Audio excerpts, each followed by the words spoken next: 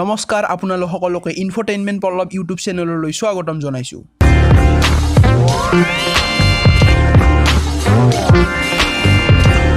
গৰমৰ বন্ধত বা অন্য কিবা বন্ধত আপুনি হয়তো বিভিন্ন ঠাইলৈ ফুৰিব যায় আৰু আজিৰ এই ভিডিঅ'টোত কেইখনমান এনেকুৱা ঠাইৰ বিষয়ে কম য'ত বন্ধত আপুনি বিচাৰিলে যাব পাৰে, অৰ্থাৎ ভেকেশনৰ কাৰণে আপুনি যাব পাৰে, কিন্তু এই ঠাই কেইখন বহুত ডেঞ্জাৰাছ, শুনিলেই ভয় লগা কেইখনমান ঠাই।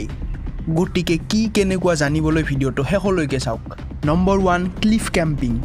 এই পৃথিৱীখনত বহুতো ঠাইত কিছুমান এনেকুৱা পাহাৰ আছে যি সম্পূৰ্ণৰূপে সিধা, য'ত উঠাটো বহুত কঠিন, কিন্তু কিছুমান এনেকুৱা মানুহ আছে যিয়ে এই সিধা পাহাৰবোৰত বগাই তাৰ আধাতে ৰখি তাত কেম্প বনায়, অৰ্থাৎ মাটিৰ পৰা হাজাৰ ফুট ওপৰত এনেকৈ কেম্প বনায় আৰু তাত থকাৰ মজা লয়, আৰু ইয়াকেই ক্লিফ কেম্পিং বুলি কোৱা হয়। গতিকে যদিহে আপোনালোকে ক্লিফ কেম্পিং কৰিব বিচাৰে তেতিয়াহ'লে অষ্ট্ৰেলিয়া, কেলিফৰ্ণিয়া আদি বহুতো ঠাইত আপুনি যাব পাৰে আৰু এই ক্লিফ কেম্পিঙৰ মজা ল'ব পাৰে। কিন্তু ভাবি চাওক যদিহে ইয়াৰ পৰা পৰে তেতিয়াহ'লে কি হ'ব?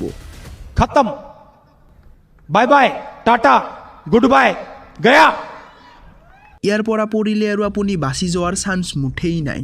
অষ্ট্ৰেলিয়া, কেলিফৰ্ণিয়া আদিত বহুতো মানুহে এই ক্লিফ কেম্পিং কৰে, যাৰ ফলত বহুতো মানুহ মৃত্যুৰ মুখতো পৰে, কিন্তু তথাপিও মানুহবিলাকে এই কামবিলাক কৰা বন্ধ নকৰে। গতিকে যদিহে আপুনিও এডভেঞ্চাৰৰ চকীন তেতিয়াহ'লে আপুনিও ইয়াত যাব পাৰে আৰু ক্লিফ কেম্পিঙৰ মজা ল'ব পাৰে। আপুনি বাৰু এইটো ট্ৰাই কৰি চাব বিচাৰেনে? বাৰু এইটো হৈ গ'ল। এতিয়া আহোঁ নেক্সট, ভিলাৰিকা ভলকেনো চিলি। টিভিত বা মোবাইলত আপোনালোকে হয়তো দেখিছে কোনো ওপৰৰ ঠাইৰ পৰা ৰছীৰে মানুহ এজনক বান্ধি তাৰ পৰা পেলাই দিয়া হয়, যাক বাঞ্জি জাম্পিং বুলি কোৱা হয়, অৰ্থাৎ এইটো যিটো আপোনালোকে ভিডিঅ'টোত দেখি আছে। বহুতো মানুহে এই বাঞ্জি জাম্পিঙৰ অনুভৱ লয় বহুতো বিভিন্ন বেলেগ ঠাইৰ পৰা, কিন্তু চিলি নামৰ ঠাইত থকা ভিলাৰিকা ভলকেনোত মানুহবোৰে হেলিকপ্টাৰৰ ওপৰৰ পৰা ৰছীৰে বান্ধি এই এক্টিভ ভলকেনৰ ওচৰলৈ গৈ, অৰ্থাৎ জ্বালামুখীৰ ওচৰলৈ গৈ এনেদৰে বাঞ্জি জাম্পিং কৰে, যিটো কৰিবলৈ মোৰ সাহস নাই। আপুনি বাৰু এইটো ট্ৰাই কৰি চাব বিচাৰেনে? মানে এনে নদীৰ ওপৰত, সাগৰৰ ওপৰত কৰাটো বাৰু দেখিছোঁ, কিন্তু জ্বালামুখীৰ ওচৰত আচৰিত। বাৰু এতিয়া আহোঁ next, rafting the Colorado river.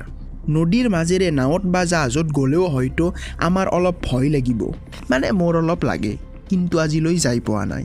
কিন্তু যদি আৰু তাত ডাঙৰ ঢৌ আহে তেতিয়াতো আৰু ক'বই নালাগে, জাহাজ আৰু নাওটো দূৰৰ কথা, তাৰ পাৰটোৰ পৰাও দূৰত থাকিম। কিন্তু আপোনালোকে এই ভিডিঅ'টো চাওকচোন, এওঁলোকে সুন্দৰ নদীৰ মাজেৰে যাই থাকোঁতে এনেকুৱা হোৱা নাই, এওঁলোকে জানি বুজিয়ে এই কলৰাডো ৰিভাৰটোৰ, অৰ্থাৎ নদীটোৰ ওপৰৰে গৈছে, কিন্তু এই যিটো নদীটো ইয়াত প্ৰায়েই এনেকুৱা ডাঙৰ ঢৌ আহি থাকে, যিহতে বহুতো মানুহক মৃত্যুৰ মুখত পেলাইছে। আপুনি বাৰু জানি বুজি এনেকুৱা ঢৌৰ মাজত ইয়াৰ আনন্দ উঠাব যাব নেকি? আপুনি বা মই নগ'লেও বহুতো মানুহে এই কলৰাডো ৰিভাৰত গৈ এনেকৈ ৰাফটিং কৰে, এনেকুৱা ভয়ানক ঢৌৰ মাজত। হামছে তো না পায়।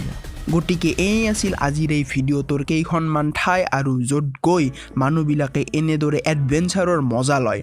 গতিকে যদিহে আপুনিও যাব বিচাৰে তেতিয়াহ'লে যাব পাৰে, কিন্তু ইয়াত যোৱাৰ মোৰ সাহস নাই। গতিকে এইখিনিয়ে আৰু। যদি এই ভিডিঅ'টো চাই ভাল লাগিছে ভিডিঅ'টো লাইক কৰি দিব, ভিডিঅ'টো কেনেকুৱা পাইছে কমেণ্ট কৰি জনাব, আগলৈ ভিডিঅ'টো শ্বেয়াৰ কৰি দিব, আৰু এনেকুৱা ধৰণৰ এই মজা ভিডিঅ' পাই থাকিবলৈ চেনেলটো ছাবস্ক্ৰাইব কৰি দিব। ধন্যবাদ।